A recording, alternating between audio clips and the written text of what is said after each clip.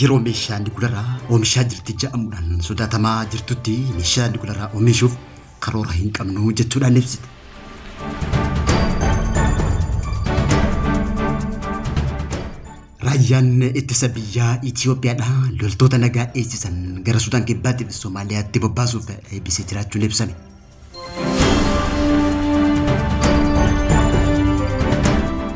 Pirezidaantiin Eertiraa Isaayyaas Afwerqii dhimma keessoo Itoophiyaa seenan lafti walqa'itti beellaf jalatti akka hin bulle irratti hojjechaa jiraachuun dhagahan.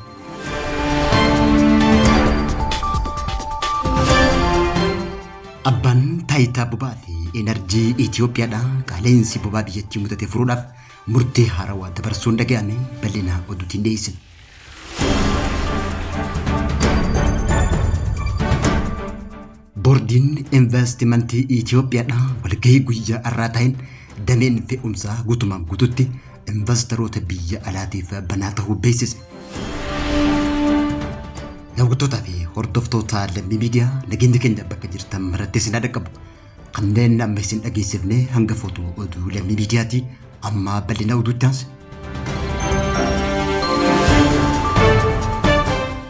Baha jiddu galeessaa keessatti yeroo wal dhabdeen naannoo cimaa ta'ee mul'ataa jiru keessatti Iraan karoora meeshaa nukleeraa oomishuu jedhamu kamuu haaluudhaan ibsa kenniteen karoora meeshaa nukleeraa oomishuu hin qabnu jechuudhaan deebii kenne. Pirezidaantiin Iraan Masuud Pezeshkian galgala caamsaa 24 bara 2026 ibsa kenneen Iraan meeshaa nukleeraa oomishuuf hordofaa jirti jedhamtee himatamtu hawaasa addunyaatiif mirkaneessinaa jechuudhaan Iraan karoorallee akka hin qabne beeksise. Pirezidaantiin Iraan Masuud Pezeshkian itti dabaluudhaan akka ibsetti biyyi isaanii marii dippiloomaasiitiif qophii ta'uu ibsuudhaan garuu mariin dippiloomaasii gara fuulduraatti taasifamu qabu kabaja biyyaalessaa miidhuu akka hin qabne cimsee dubbate. Gama biraatiin pirezidaantiin kun Israa'el jechoota ciccimoodhaan haleelee jiraachuun ibsame. Pirezidaantichi jecha keessatti Israa'el ajandaa Israa'el guddittii hundeessuu hordofaa jirti jechuudhaan kun ammoo hawwii ziyoonistootaa hawwiitii hafa malee galma hin gahu jechuudhaan qeeqe. Madaalliin aangoo Israa'el babal'ifannaa lafaati kan jedhe Masuud Pezeshkian Iraan yoomuu mirga abbaa biyyummaa isii eeggachuudhaaf qophii ta'uu ibsee jira.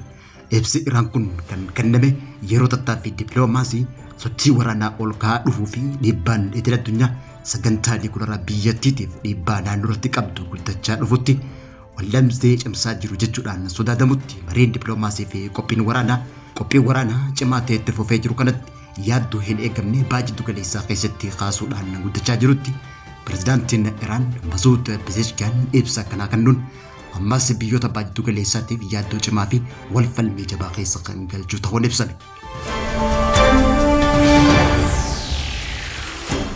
Raayyaan ittisa federaalawaa guyyaarraa humnoota nagaa eegdota marsaa 20ffaa mana barumsa leenjii kontinjantii Horsiyootti leenji'anii fi to'annoo dhaabbata mootummoota gamtoomaniitiif gamtaa Afrikaatiin gara Sudaan Kibbaatti Somaaliyaatti bobbaasuuf qophii xumuruu ibse. Eebba kanarratti kan argame itti aanaan hoogganaa raayyaa ittisa biyyaa Itoophiyaa Jeneraal Abebaw Taaddasaa ergamni nagaa eegsisuu nageenya biyyaalessaa biyyattii waliin kallattiin kan wal qabatu ta'uu hubachiisuudhaan eebbifamtoonni itti gaafatamummaa isaaniif kenname hafuura Itoophiyummaa dimokiraasii guutuu fi ogummaa waraanaatiin akka bahatan dhaamsa dabarsee jira. Sirna kanarratti kantiibaan bulchiinsa magaalaa Dirree Dhawaa obbo Katiir Jawaar dabalatee hooggantoonni olaanoon waraanaa Itoophiyaa argaman. Jeneraal Abebaw Taaddasaa itti dabaluudhaan akka ibsetti eebbifamtoonni ergamatti kenname bu'aa qabeessa ta'een bahachuu fi hawaasaan walitti bu'iinsa malee miidhaa tokkoon malee gatii gaariidhaan raayyaa ittisa biyyaa irratti hundaa'uun tiisuu akka qaban dhaamuudhaan Itoophiyaan nagaa addunyaa eegsisuu keessatti gumaacha taasifte seenaa addunyaatii fi maqaa gaarii Itoophiyaa kan jiru ta'uu yaadachiise. Waggaa 80ffaa dhaabbata mootummoota gamtoomanii sababeeffachuudhaan beekamtiin Itoophiyaaf kenname kanaaf ragaa ta'uu hubachiise. Ergamni nagaa eegsisuu akka addunyaatti ardiilee fi naannootti guddachuun haala walxaxaa ta'e keessa jiraachuullee ibse. Kunis kallattiidhaan nageenya biyyaalessaa Itoophiyaa waliin kan wal qabatu hoggaa ta'u ergama isaanii qophii fi ka'umsa guddaadhaan akka raawwatan yaamicha kan taasise ta'uun ragaan miidiyaa hawaasaa ittisa biyyaa Itoophiyaa irraa argame mul'ise.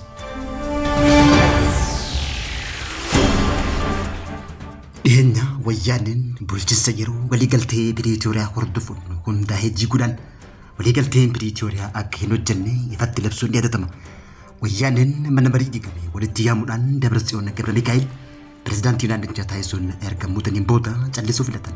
Mootummaan federaalaa tarkaanfii akkanaa akka fudhatu eegamaa kan jiru yoo ta'u, akka gabaasa haarawaa guyyaa irraa bahetti Dr. Geetaachoo Asaffaattii fi xiinxalaan siyaasaa tokko akka ibsetti mootummaan federaalaa tarkaanfii akkamii fudhachuu akka danda'u yaada bal'aa qoodee jiraachuun dhaga'ame. Xiinxalaan siyaasaa Tigraay Dr. Geetaachoo Asaffaa haala jiru irratti yaada kanneen wayyaaneen lola eegaluu dandeessi jedhamee gaafii gaafatameef deebii kanneen wayyaaneen tarkaanfii waraanaa ni fudhatti jennee hin amannu jechuudhaan ibsuu isaa BBC'n gaafii deebii waliin taasiseen xiinxalaa siyaasaa kana waabeffachuun gabaase.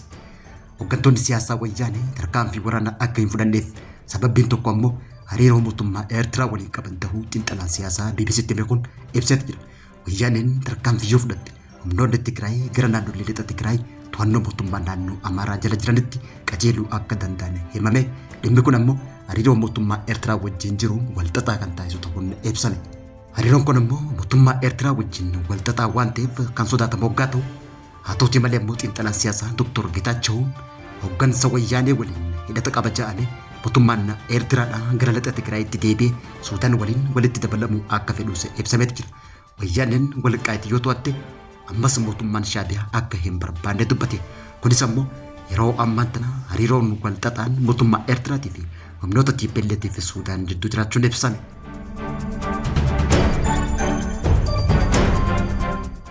Hanqina boba'aa fi qaala'insa mudate furuudhaaf mootummaan tarkaanfiiwwan ariifachiisaa caasaa mootummaa irratti fudhatee jiraachuun ifame.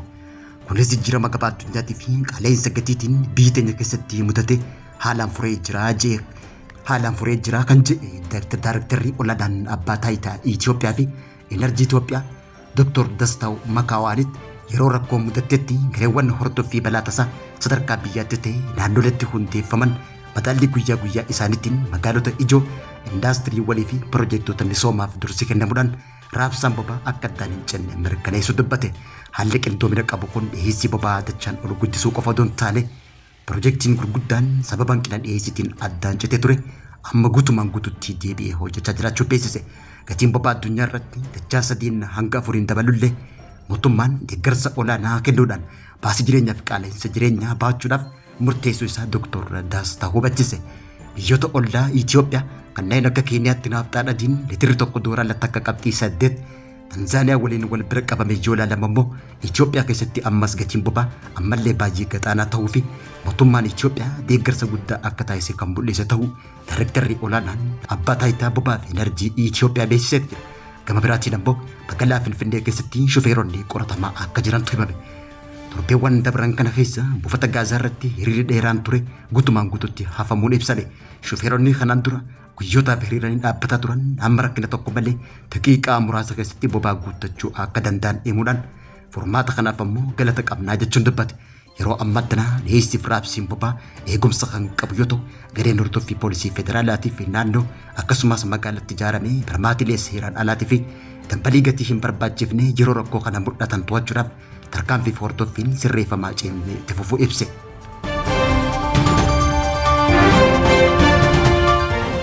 Boordiin investimentii Itoophiyaa walgahii guyyaa irraa caamsaa 25 bara 2026 taa'een Daneen investimentii Itoophiyaa kan fe'umsa investoroota biyya alaatiif akka banamu murteeffamee jiraachuu beeksise. Kanaan dura labsii lakkoofsa 474 muraa bara 2012tiin dameen kun investoroota biyya keessaatii fi biyya alaa qofaaf kan kenname yoo ta'u qoonni investoroota biyya alaa 49 qofaan daangeffamee ture. Gochi kun investimentii haarawaa damee kana keessatti barbaachisu daangesee jiraachuu erga hubataniin booda guutumaan guututti amma investoroota biyya alaatiif banaa ta'uu beeksisan. Murtiin boordii haaroonni fudhatame kunneen tajaajila loojistiksii saffisaa gahumsa qabuu fi ammayyaa ta'e kan kennu yoo ta'u baasii loojistiksii biyyaalessaa hir'isuuf kan gargaaru ta'uun ibsame. Daddabarsa beekumsa teekinooloojii meeshaa haarawaa akkasumallee qooda fudhattoonni biyya keessaa dandeettii isaanii akka guddifatanii fi dorgomaa akka ta'an taasisuuf koomishiniin investimentii Itoophiyaa murtee tana dabarsuu guyyaarraa beeksise.